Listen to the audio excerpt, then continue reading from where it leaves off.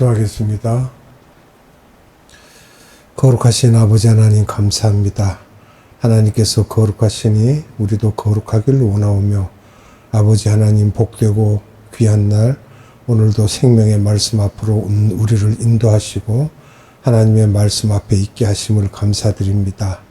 아버지 하나님이 세상에서 우리가 많은 때를 짊어지고 죄를 짊어지고 이렇게 살고 있으나 오늘만큼은 성령님께서 우리와 함께 하사 우리 속에 있는 모든 죄악을 제거하시고 불로 태우시고 성령의 기름 부으심으로 우리가 정결하게 되어서 하나님만 찬양하며 하나님께 예배하는 복된 시간이 되게 하시며 우리가 드려지는 이 예배가 아버지께서 연락하시는 참된 예배가 될 수 있도록 역사하여 주시옵소서. 하나님께 무한한 감사와 찬양을 올려드리며 예수님의 이름으로 감사하며 기도드리옵나이다. 아멘. 오늘은 부활하신 예수님에 대한 말씀을 나눠보도록 하겠습니다. 내용은 요한복음 20장 1절에서 31절의 내용들입니다. 먼저 지난주에 주님이 주신 말씀을 잠깐 상고해 보겠습니다. 요한복음 18장 대부분과 19장 전체를 보았는데 아버지의 뜻을 성취하시는 예수님의 모습을 우리가 상고했습니다. 10가지 예수님이 십자가 사건을 준비하는 것을 상고했는데 참고로 다시 한번 보겠습니다. 첫 번째 예수님의 체포 과정이 있었고요. 두 번째 안나스 관저 뜰에 끌려가는 과정이 있었습니다. 세 번째로는 가야바의 집뜰에 끌려가는 과정이 있었고요. 네 번째로는 빌라도에게로 갑니다. 다섯 번째로는 다시 헤롯에게로 갑니다. 여섯 번째로는 빌라도에게 재차 다시 갑니다. 일곱 번째는 이제 돌아가실 준비를 하고 있고요. 여덟 번째는 비아돌로로스라고 해서 주님이 걸어가시는 길이 그 길로 이제 통과하십니다. 아홉 번째는 십자가에 못 박히십니다. 열 번째는 6시간 후에 이제 죽으십니다. 이렇게 죽으신 후에 예수님이 아리마대 요셉을 사용하셔서 아리마대 요셉의 무덤 자리에 안치됩니다. 3일 후에 부활하시는 장면을 오늘 자세히 우리가 살펴보도록 하겠습니다. 오늘 부활에 관한 이야기를 하면서 사복음서에 다 기록되어 있으므로 사복음서를 동시에 다 보아야 합니다. 그런데 보다 보면 오늘 말씀 속에서 나누겠지만 사복음서가 부활 장면을 표기한 내용이 조금씩 다 다르고 길이도 어떤 것은 짧게 어떤 것은 길게 말씀하시고 또 서로 강조하는 점이 다릅니다. 그래서 자유신학자들은 하나님의 말씀이 앞뒤가 서로 맞지 않는다고 하면서 하나님의 말씀이 아니고 그냥 그 당시에 제자들이 자기들의 기분대로 기록한 것이라며 비평을 하고 있습니다. 그것은 안 되죠. 이성적으로 볼 때 그렇게 말할 수 있지만 실제적으로 그렇지 않은 것은 하나님께서 성서를 마태, 마가, 누가, 요한 이 네 분이 예수님의 사건과 가르치심을 표현하실 때 조금씩 다르게 하도록 일부러 그렇게 하셨습니다. 왜냐하면 이 기록한 저자들은 개인적인 배경이 다른 것뿐 아니라 서술을 하실 때 상황이 또 다릅니다. 조금씩. 마태복음은 AD 50년에서 52년에 기록한 것이며 누가복음은 AD 60년에서 62년에 기록되었고 마가복음은 AD 65년 전후입니다. 요한복음은 AD 68년에서 69년 또는 70년 전으로 이렇게 서로 기록 시기가 다르고 상황이 다르고 기록 목적이 달랐습니다.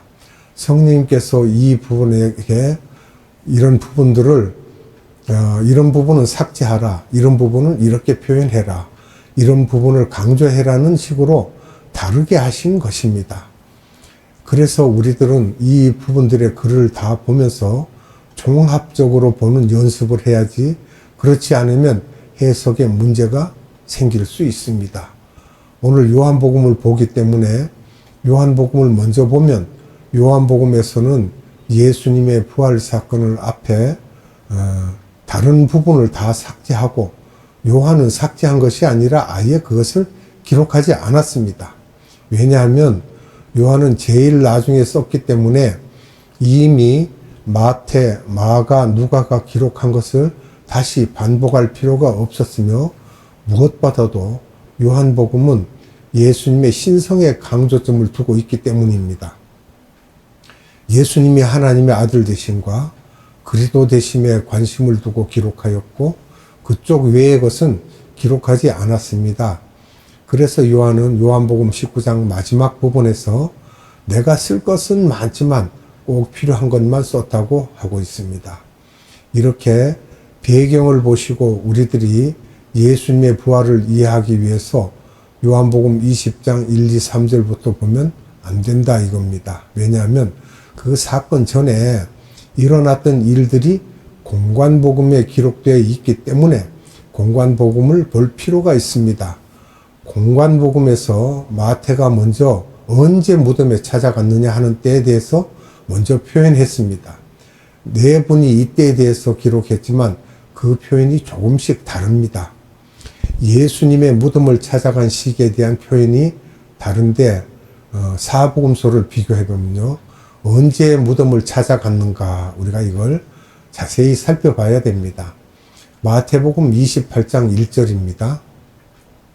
안식일이 다하여 가고 안식 후 첫날이 되려는 미명에 막달라 마리아와 다른 마리아가 무덤을 보려고 왔더니 아멘. 마태는 안식 후 첫날 미명이라고 표현했습니다. 안식 후 첫날이라는 개념을 잘 알아야 할 필요가 있으며 안식일의 시작은 금요일 저녁 6시부터 토요일 오후 6시까지입니다. 안식 후 첫날이니까 토요일 저녁 6시부터이며 주일 저녁 6시까지이며 이 사이에 예수님이 부활하신 것인데 안식 후 첫날 미명에 무덤을 찾았을 때 예수님이 안 계셨기 때문에 결국 예수님이 부활하신 시간이 언제라고 생각하십니까? 이거예요. 예수님이 분명히 이 부분에 대해서 여러 번 말씀하셨습니다. 마태복음 16장 21절을 봅니다. 이때로부터 예수 그리스도께서 자기가 예루살렘에 올라가 장로들과 대제사장들과 서기관들에게 많은 고난을 받고 죽임을 당하고 제3일에 살아나야 할 것을 제자들에게 비로소 가르치시니 아멘. 3일에 부활하실 것을 말씀하셨어요. 분명히 안식 후 다음 날에 부활하셔야 하는데 어떤 사람들은 어떻게 그것을 죽으시고 3일만으로 볼 수 있냐고 하시는 분들이 많습니다. 날짜로 24시간씩 3번을 치면 72시간인데 72시간이 안 된다는 것이지만 유대인들이 따지는 날짜의 개념은 시간이 1시간이라도 하루를 시작하기 때문에 하루를 보기로 또 그렇게 합니다. 금요일 오후 3시에 죽으셨으므로 금요일 3시간밖에 안 남았지만 6시까지요. 그날을 하루로 보면 또 토요일은 24시간 또 일요일은 저녁 6시로부터 몇 시간이 지난지는 모르지만 하여튼 그날에 부활하신 것이며 분명히 어두울 때 하신 것이 틀림없으며 시간이 언제인지 정확하지는 않지만 미명에 가 보니까 안 계셨던 것이므로 유대인의 계산으로는 3일로 보는 것입니다. 날짜를 잘 생각하셔야 돼요. 마태는 28장 마지막 장에서 마가도 16장 마지막 장에서 이렇게 모두 마지막 장에서 말하고 있습니다. 그럼 마가복음 16장 2절을 봅니다. 안식 후 첫날 매우 일찍이 해 돋은 때에 그 무덤으로 가며 아멘. 누가복음 24장 1절을 봅니다. 안식 후 첫날 새벽에 이 여자들이 그 예비한 향품을 가지고 무덤에 가서 아멘. 요한복음 20장 1절을 봅니다. 안식 후 첫날 이른 아침 어두울 때에 막달라 마리아가 무덤에 와서 돌이 무덤에서 옮겨간 것을 보고. 아멘. 이른 아침 아직 어두울 때 예수님이 지금 부활했다고 표현하는 것이 아니고 예수님의 무덤 자리에 여자들이 간 시간을 말하는 것입니다. 그러면 무덤을 찾아간 사람은 누구입니까?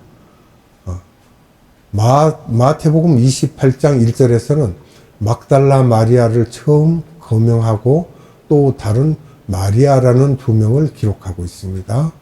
마가복음 16장 1절에서는 막달라 마리아와 야고보의 어머니 마리아와 살로메라고 세 명을 기록하고 있습니다. 누가복음 24장 1절에서는 여자들이라고 기록하고 나중에 이렇게 말하고 있습니다. 누가복음 24장 10절에서 가서 막달라 마리아와 요한나와 야고보의 모친 마리아를 쓰고 나머지는 다른 여자들이라고 기록하고 있습니다. 요한복음 20장 1절에서는 막달라 마리아만 기록하고 있습니다. 요한은 중요한 인물만 부각시키며 또 베드로와 자기 자신을 부각시키면서 이 세 분만 집중적으로 설명하고 있습니다. 이 여자분들이 향품을 갖고 예수님께 갔는데 이 부분을 마가와 누가만 이야기하고 있습니다. 이 향품에 대해서 마가는 1절에서 향품을 미리 사두었다가 갖고 간다고 표현했고요. 막달라 마리아가 그 중에 지도자 같은데 시장에 가서 예수님의 시체에 바르기 위해 미리 다 준비해 두었다가 갖고 갔다고 하는데 누가는 그냥 향품을 갖고 갔다고 기록하였고 이 부분에 대해서는 마가가 더 자세히 기록하고 있으며 이런 것을 볼 때 이분들이 예수님을 상당히 사랑하였던 것은 틀림이 없습니다. 제자들 또 남자분들은 이런 것을 생각도 하지 않았던 것 같으며 성서에서 보면 여자들이 참 자상하였던 것을 볼 수 있고 한 예표로 지난 2000년 기독교 역사 속에서도 이런 자상한 부분과 예수님을 향한 헌신을 보면 이런 부분은 여자들이 다 하였고 오늘날 전 세계 어디를 가나 교회 기독 역할을 하는 분들은 여자들이며 숫자 또한 어느 나라 어느 교회나 여자의 프로수가 약 70%이며 우리 교회도 보면 이상하게 여자가 70%가 되지 않고 약 절반을 차지합니다. 이렇게 여자를 쓰시는 것을 볼 수 있는데 특히 막달라 마리아 같은 여자는 어떤 여성인가 이겁니다. 귀신 들렸던 여자로서 예수님께 은혜를 많이 받았던 여자이며 모든 것에 최우선 순위로 예수님을 열심히 따라다녔던 여자로서 우선순위가 철저하게 서 있었던 여자이며 그래서 예수님이 이 여자를 사랑하였고 예수님이 먼저 그 나라와 그 일을 말씀하셨던 것처럼 우리들도 예수님의 사랑을 받으려면 우선순위가 잘 정해져야 하며 우선순위가 잘 안 되면 우리 자녀들도 마찬가지로 자기 필요할 때만 아빠 엄마 찾는 자녀들보다는 언제든지 자나깨나 엄마 아버지를 생각하는 자녀들과는 질이 다르며 관계성이 다릅니다. 마태는 이 여자들이 여기에 왔다고 표현을 한 후에 다른 복음서에 없는 다른 표현을 사용하고 있습니다. 마태복음 28장 2절 말씀을 봅니다.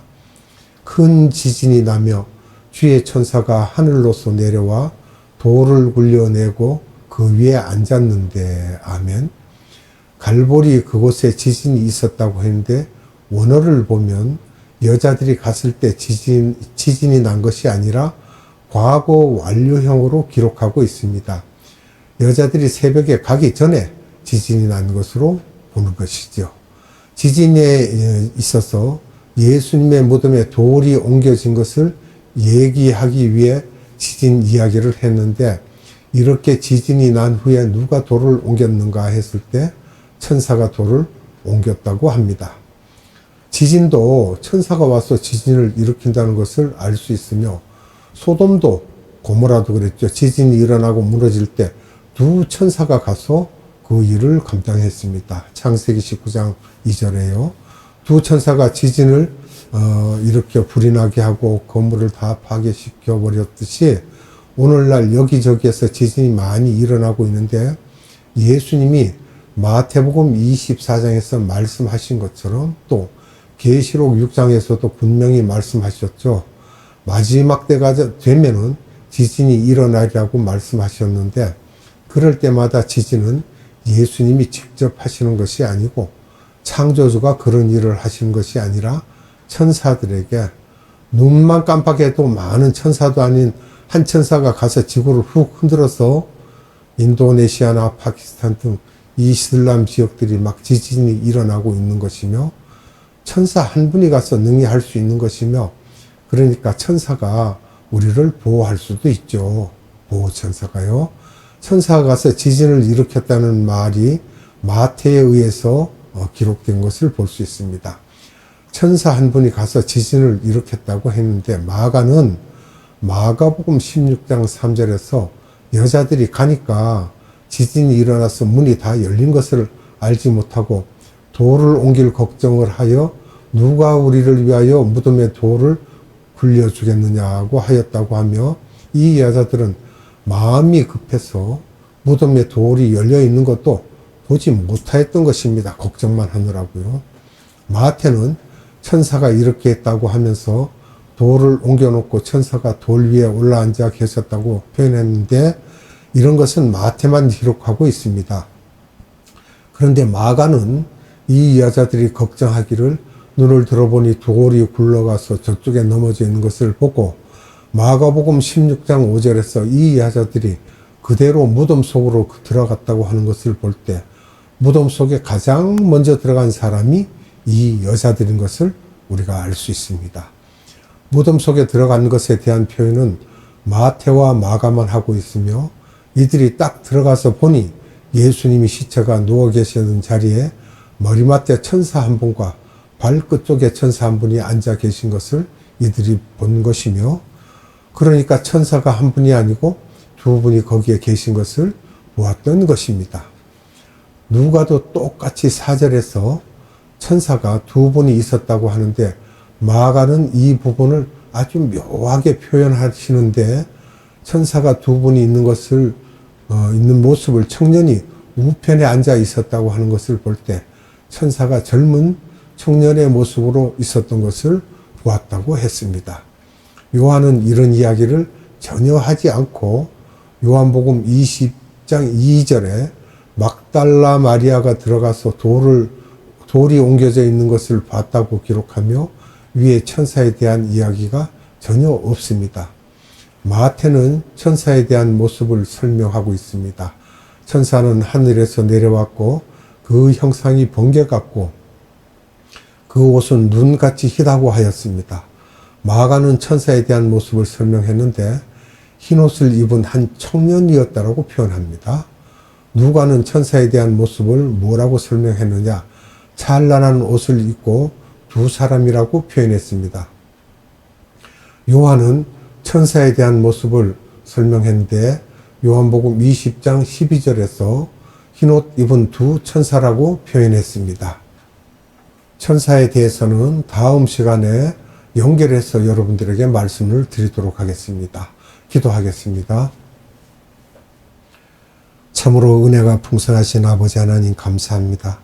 우리 주님께서 세상에 오셔서 이제 그 쓰디 쓴 잔들을 다 드시고 10가지의 잔을 다 이루시고 그리고 돌아가셔서 이제 부활하셔서 주님께서 부활하신 그날에 대한 여러 가지의 사건과 일들을 우리가 자세히 살펴보았습니다.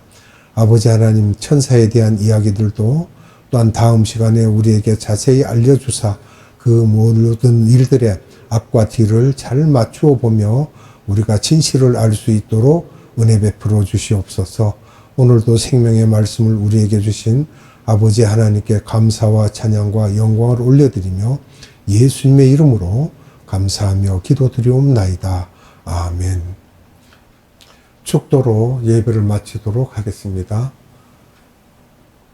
지금은 우리 구주 예수 그리스도의 한량없는 은혜와 하나님의 극진하신 사랑하심과 성령님의 감화, 감동, 교통, 역사하심이 오늘 예배드리는 모든 자들의 머리 위에와 이 나라의 많은 교회들 위에와 이 나라의 많은 선교회들 위에와 에바다 국제 선교회 위에 지금으로부터 영원토록 함께 하시기를 예수님의 이름으로 축원하옵나이다. 아멘.